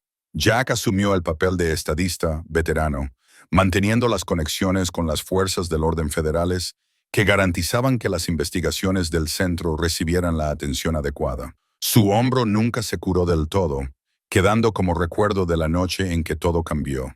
En sus 3 primeros años, el centro investigó 17 casos relacionados con el carbón en Montana, Idaho y Wyoming. 3 de ellos se resolvieron gracias a una investigación persistente que los canales oficiales habían abandonado. El primer éxito se produjo 14 meses después de abrir un caso de persona desaparecida en Bozeman que la policía local había clasificado como desaparición voluntaria. Los investigadores del centro encontraron testigos que la policía nunca había entrevistado, descubrieron registros financieros que sugerían un delito y presionaron a los fiscales para que reabrieran la investigación. Los restos de la víctima fueron recuperados en una propiedad remota. Las pruebas de ADN identificaron al asesino. Se dictó sentencia condenatoria. Una familia que había esperado 8 años finalmente obtuvo respuestas. El segundo caso se refería a una joven que desapareció de un centro comercial de Billings en 2010. Existían imágenes de las cámaras de seguridad, pero nunca se habían analizado adecuadamente. El equipo del centro utilizó tecnología de reconocimiento facial que no estaba disponible para los investigadores originales. Identificó al secuestrador, rastreó sus movimientos a través de los registros de las torres de telefonía móvil, encontró el lugar donde estaba enterrada la víctima. Otra familia obtuvo justicia y otro asesino fue llevado ante la justicia. Estos no eran casos de Thomas Brennan. Se trataba de nuevas injusticias que el centro podía abordar porque la determinación de un hombre 20 años antes había demostrado que los ciudadanos de a pie podían lograr lo que a veces los sistemas oficiales no conseguían. El centro se convirtió en un modelo para operaciones similares en otros estados. La prueba de que la justicia no requería presupuestos enormes ni el respaldo del gobierno, sino solo investigadores competentes que se negaran a aceptar que algunos delitos eran demasiado antiguos o demasiado difíciles de resolver. Ethan se paró en el porche una tarde, 3 años después de regresar, observando cómo la puesta de sol pintaba la pradera con tonos ámbar y dorados. Eso le hizo comprender por qué Thomas había elegido este lugar. Y a Rose le había gustado tanto que se quedó a pesar del abandono y el dolor. Los agujeros de bala en la mira habían sido rellenados y pintados, apenas visibles a menos que supieras dónde mirar. Las ventanas reflejaban el cielo sin manchas de sangre ni recuerdos de violencia. Dentro, el personal trabajaba hasta tarde en los expedientes de los casos. En el granero, una sesión de entrenamiento estaba terminando. El teléfono del centro sonó con otra llamada de una familia que buscaba a un ser querido desaparecido. Otra oportunidad para demostrar que la justicia funcionaba cuando alguien se preocupaba lo suficiente como para insistir. Sophie apareció a su lado con los deberes y mucha determinación. La señora Peterson me ha pedido que haga una presentación en la asamblea escolar sobre el centro, sobre lo que hacemos. ¿Debería hacerlo? Eso significa hablar de los asesinatos, de todo lo que pasó. ¿Te sientes cómodo con eso? Ella consideró la pregunta con una seriedad superior a su edad. La gente debería saber que las personas comunes pueden luchar cuando el sistema falla. Eso es lo que tú me enseñaste. Eso es lo que le enseñaste a todos. Así que sí, lo haré. El orgullo que sintió fue físico, un nudo en el pecho, un nudo en la garganta, al reconocer que su hija había asimilado lecciones que importaban más que la comodidad o el éxito convencional. Ella entendía que el legado significaba responsabilidad. Ese privilegio, incluso un privilegio trágico, creaba la obligación de servir a los demás. Jack se unió a ellos, con un café en la mano, observando el rancho que se había convertido en su redención. 23 familias obtuvieron cierre porque Tom se negó a rendirse. 17 más obtuvieron respuestas porque tú terminaste su trabajo. 3 más gracias al centro. Eso es un legado. Eso es lo que sucede cuando las personas buenas se niegan a aceptar que el poder equivale a inmunidad. Thomas Brennan había construido los cimientos. Ethan había completado la estructura. Ahora otros estaban haciendo el trabajo, ampliando la misión, ayudando a las familias, sacando a la luz crímenes que los poderosos querían enterrar. El ciclo continuaba. El dolor se transformaba en acción. La pérdida se convertía en motivación. El dolor se canalizaba hacia una justicia que quizá no curaba las heridas, pero las reconocía. A veces, las deudas que tenemos no se pueden pagar a quienes las ganaron. Thomas se había ido 20 años antes de que Ethan comprendiera lo que había sacrificado, antes de que las pruebas, el esfuerzo y la determinación demostraran su valor. Rose había muerto sin ver regresar a su nieto, sin saber que la perseverancia, la paciencia y la esperanza habían tenido sentido. Pero Sophie vivía en la casa que habían conservado. Las familias pudieron cerrar el capítulo porque Thomas había documentado la verdad. Los criminales se enfrentan a la justicia porque un hombre se negó a permitir que el poder borrara la responsabilidad. El viento de Montana traía consigo salvia, distancia y posibilidades. El rancho se mantenía sólido y decidido bajo un cielo que se oscurecía. El trabajo del centro continuaba a pesar de la hora. Las luces encendidas en las oficinas donde los investigadores revisaban casos sin resolver. Las voces que llegaban desde el granero, donde Jack explicaba las cadenas de pruebas a un nuevo grupo de ciudadanos que aprendían a exigir responsabilidades a las autoridades. Algunas herencias se miden en dinero o propiedades, otras en valentía, verdad y la negativa a aceptar que el mal pueda actuar sin resistencia. Ethan Cross había heredado la lucha que su abuelo no pudo terminar. La completó con determinación, riesgo y la voluntad de sacrificar la comodidad por la justicia. Ahora estaba pasando esa herencia a Sophie, al personal del centro, a las familias que necesitaban que alguien les creyera.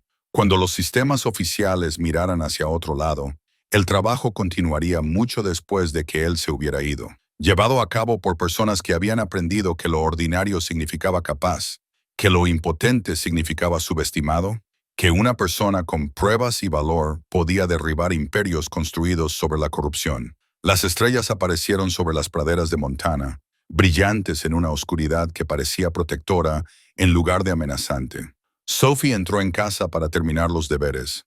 Jack se dirigió al estudio para revisar los expedientes del caso del día siguiente, y Ethan se quedó en el porche que había construido su abuelo, contemplando cómo la noche se instalaba sobre una tierra que lo recordaba todo. La tragedia y la determinación, la pérdida y la victoria, el precio del silencio y el poder de la verdad finalmente revelada. El rancho Thunder Ridge se había convertido en algo más que una propiedad o un refugio. Era el testimonio del principio de que la justicia retrasada aún podía ser justicia impartida, que la protección del mal tenía límites, que la gente común poseía un poder extraordinario cuando se preocupaba lo suficiente como para ejercerlo. Los 23 alfileres amarillos en un mapa se habían convertido en 23 familias con respuestas. Se habían sumado 17 casos más. El trabajo no había terminado, y la lucha no había terminado, pero se había sentado un precedente. El modelo había demostrado su eficacia. El legado estaba asegurado. Algunas historias terminan, otras se transforman en misiones que sobreviven a sus protagonistas. La historia de Thomas Brennan se había convertido en la de Ethan, que se estaba convirtiendo en la de Sophie, que se convertiría en la de muchos otros a medida que el trabajo del centro se expandía y su impacto se extendía. Esa era la verdadera herencia, no el rancho, ni las pruebas, ni siquiera la justicia obtenida, sino la comprensión de que la ciudadanía significaba más que votar y quejarse, que la gente común podía investigar, documentar y denunciar cuando se negaba a aceptar las garantías oficiales de que no se podía hacer nada. El viento cambió, trayendo indicios de lluvia.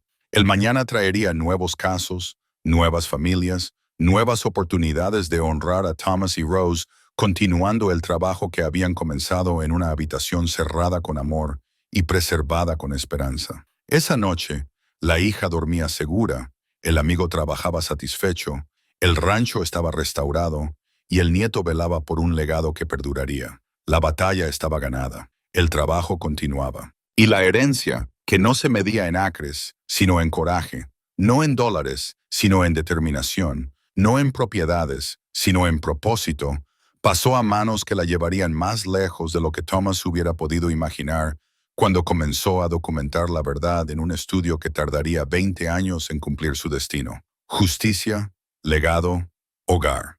3 palabras que significaban todo lo que Thomas Brennan había muerto esperando lograr. Todo lo que Ethan Cross había arriesgado todo para completar. Todo lo que Thunder Ridge Ranch representaba ahora para las familias de 3 estados que finalmente comprendieron que alguien se preocupaba lo suficiente como para mirar, luchar y negarse a guardar silencio. Las estrellas giraban en el cielo, el viento susurraba entre la hierba, y en el porche de una casa de rancho de Montana, un hombre que había heredado una obligación imposible y la había transformado en un propósito duradero, vigilaba un trabajo que nunca terminaría realmente porque la injusticia nunca cesaba realmente. Pero tampoco lo harían las personas decididas a luchar.